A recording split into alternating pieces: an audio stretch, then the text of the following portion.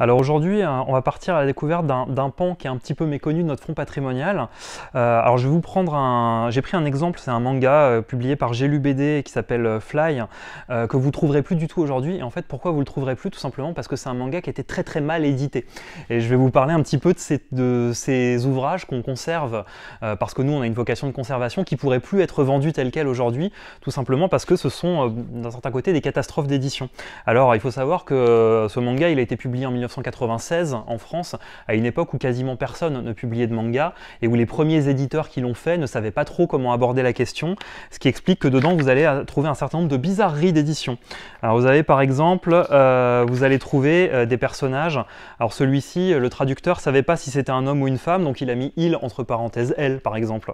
Donc on va retrouver beaucoup de fautes de grammaire, on va retrouver, vous voyez par exemple là en bas le cadre il est effacé tout simplement parce que c'était une erreur de gomme ou de scanner. Vous allez pouvoir voir aussi des choses, alors je sais pas si vous le voyez bien dans la vidéo, mais les cases sont numérotées parce que c'est un des premiers mangas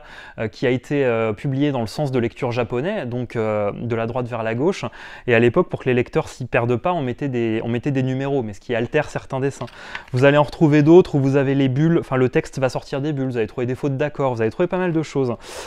Pour nous c'est très intéressant de garder ces documents. Vous si vous l'avez chez vous, sachant que c'est un manga qui a été réédité et très bien traduit et il est ressorti dans de très bonnes conditions,